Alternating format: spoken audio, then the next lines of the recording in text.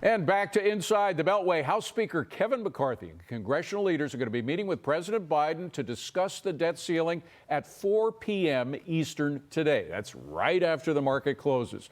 My next guest says Americans' credit cards are simply maxed out. Georgia Republican Congressman Buddy Carter joins me now. Well, that's both, Congressman, in terms of the private sector and the public sector, by the way, because we heard that debt, personal debt, is going way up as people run out of money to buy the things that they want and need.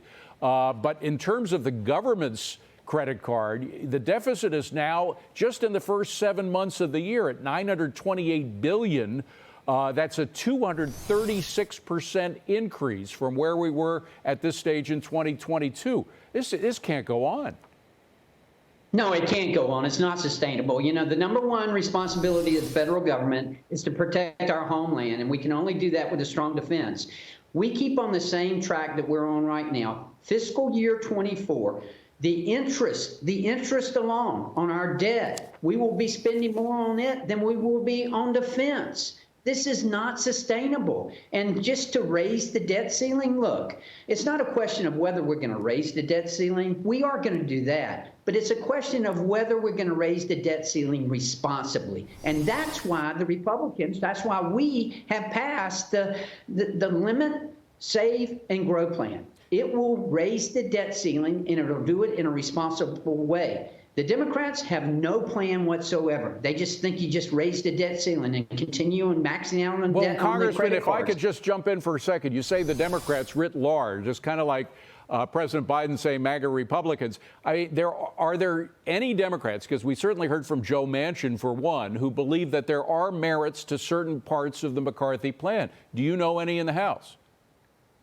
Oh, absolutely. And good point. I appreciate you bringing that up, because there are some Democrats who agree that we need to limit our spending. They agree with this. 57% of all Americans said that they agreed with the Limits, Save, and Grow plan that we have passed in the House and that we should adopt it. Well, let me just ask, forgive me for interrupting so much, but specifically, what is it that these Democrats who you know would go along with in the McCarthy plan? For example, taking back the unused COVID funds. Is that something that they would be in favor of the president signing on to?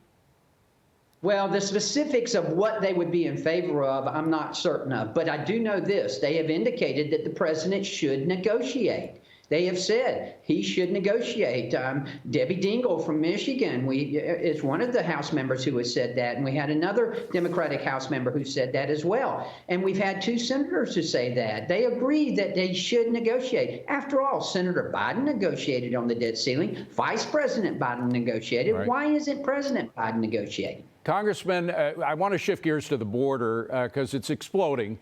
Title 42, as you know, is expiring in less than 48 hours. The House GOP rallying around a sweeping border bill. Where do things stand on that? Well, the bill that we are going to pass this week, the Secure the Borders Act, that is what needs to be. That's what needs to be passed.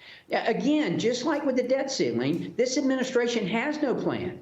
And when this expires in 48 hours, less than 48 hours now, when Title 42 expires, we're going to have a mess again. Now, they've said they're going to send some troops down there. Well, that's great. But what happens when all these people start coming across this border? I mean, we've had 5 million people who have crossed that border since this administration took place, 1 million gotaways who have crossed it, and enough fentanyl that's been seized to kill 3.1 billion people. That has got to stop. Well, we are now on track, at least over the past week, if these numbers continue or go up, to be over 3.2 million migrants in 1 year. I mean, we've never had anything close to that, and it is exploding. Congressman, thank you very much for coming on. We do appreciate it. Buddy Carter, thank you very much.